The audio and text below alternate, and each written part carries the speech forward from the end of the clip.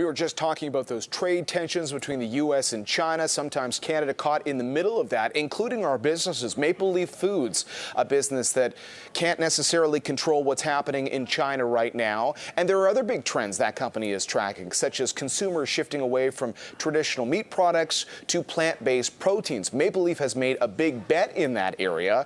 Michael McCain is the president and CEO. I spoke with him at Canaccord Genuity's Health and Wellness Conference to talk about the evolution of their business. We've migrated over the last 20 years, migrated into a space today that I'm really excited about. We spent a long time investing significant capital to fix the business, mostly in our supply chain. And when that was over, we committed to pivot from fixing the business to growing the business.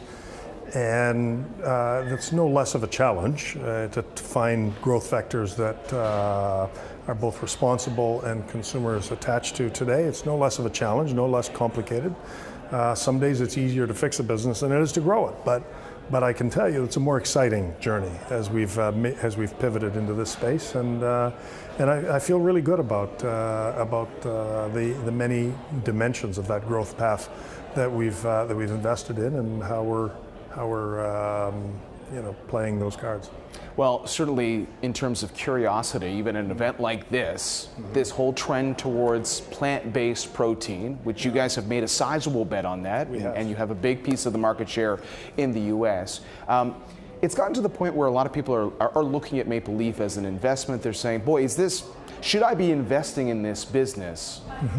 Conceptually based on the idea that, well, they're in the plant-based protein game. Yeah. I'm sure you get those kinds of questions from shareholders. Yeah, What's your answer to that question? Well, I think we've got a really exciting business in both our platforms today. We've got a meat platform that's focused on profitable growth, a traditional food playbook, if you will, that has in its own right has a very inspiring future, as we've set some ambitious goals of margin enhancement over the course of the next several years, and a very specific playbook that we're running to achieve that. And we feel great about that based on that profitable growth vision. The plant-based business is an entirely different playbook. It's a playbook that's driven by revenue growth, terminal value, in a market opportunity that many are seeing as kind of a tectonic shift in consumer behavior in their protein diet going forward. Not that they want to eat less meat in any material way. It's mostly about their desire to consume more protein, and en route to consuming more protein, they want more choice in the proteins that they have available to them. So we're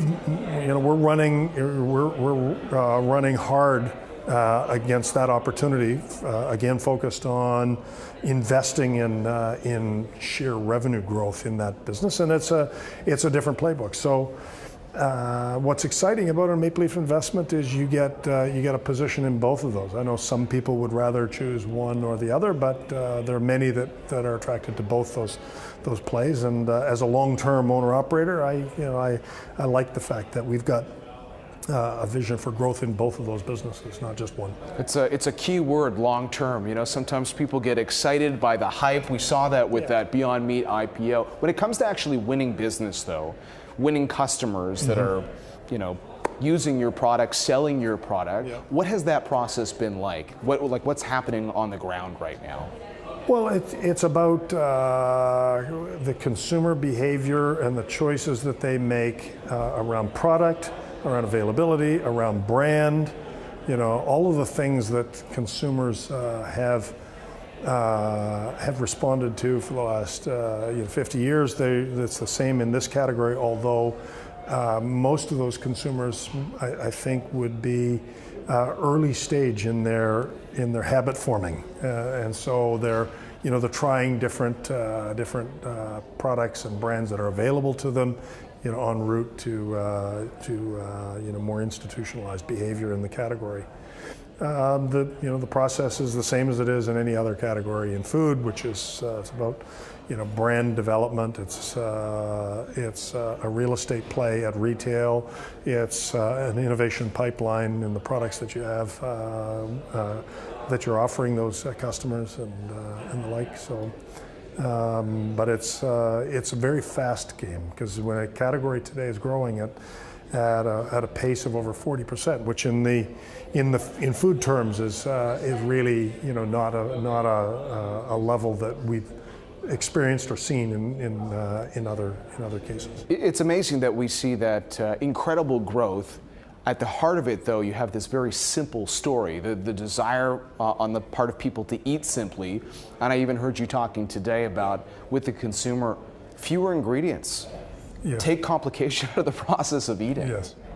Well, we've positioned on both our platforms, actually, our meat platform and our plant-based platform, positioned our core brands around what we describe as the real food movement, where consumers have told us clearly they want us to take more of the ingredients that they don't understand, they can't pronounce, they don't know what it is, they can't find it in their kitchen pantry.